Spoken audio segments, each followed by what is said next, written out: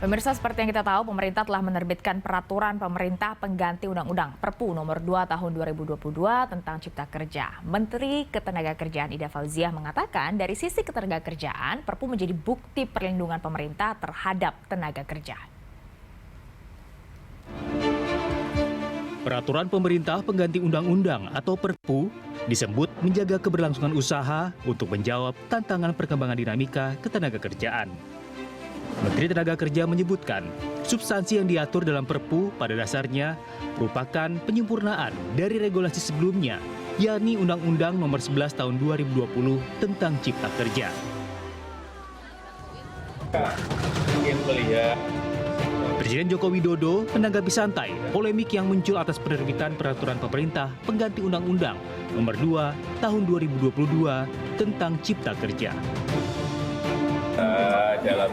Dalam setiap kebijakan, dalam setiap keluarnya sebuah regulasi ya ada pro dan kontra, tapi semuanya bisa kita jelaskan. Kamar Dagang Indonesia atau Kadin merespon positif keputusan pemerintah menerbitkan Perpu tentang Cipta Kerja. Karena kepastian hukum sangat menentukan aktivitas dunia usaha dan investasi. Pemerintah perlu bergerak cepat untuk mengatasi kekosongan hukum yang selama ini ditunggu oleh investor.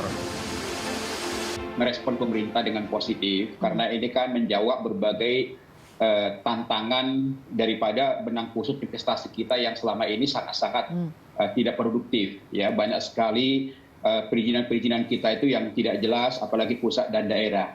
Tapi dengan adanya Undang-Undang Cipta Kerja ini kan mampu menjawab apa menjadi harapan dunia usaha dan investasi. Kondisi situasi ekonomi global yang tidak menentu, pemerintah perlu mengeluarkan aturan yang bisa mendukung masuknya investasi, penciptaan lapangan kerja, dan menjaga pertumbuhan ekonomi sesuai target. Dengan adanya Perpu ini, tentu ini angin segar bagi kami.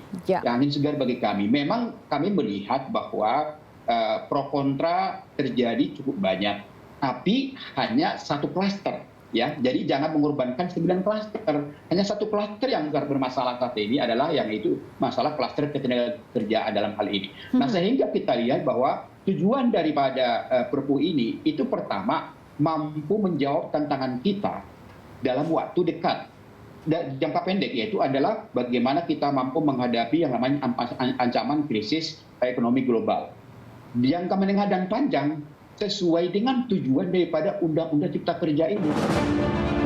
Saat ini, Indonesia sangat membutuhkan modal masuk untuk menyerap tenaga kerja guna mengurangi jumlah penduduk miskin serta mendorong pertumbuhan ekonomi. Dan Kementerian Investasi menaikkan target investasi tahun 2023 sebesar 16,7% dari Rp1.200 triliun menjadi Rp1.400 triliun. Indonesia memiliki potensi sumber daya manusia dan sumber daya alam yang luar biasa yang menjadi daya tarik investor. Namun, ketidakpastian hukum menjadi penghambat bagi iklim investasi yang sehat. Dengan adanya Perpu Cipta Kerja, diharapkan kondisi hubungan industrial lebih ditingkatkan agar lebih harmonis dan kondusif antara pelaku usaha dan tenaga kerja atau buruh. Tim Liputan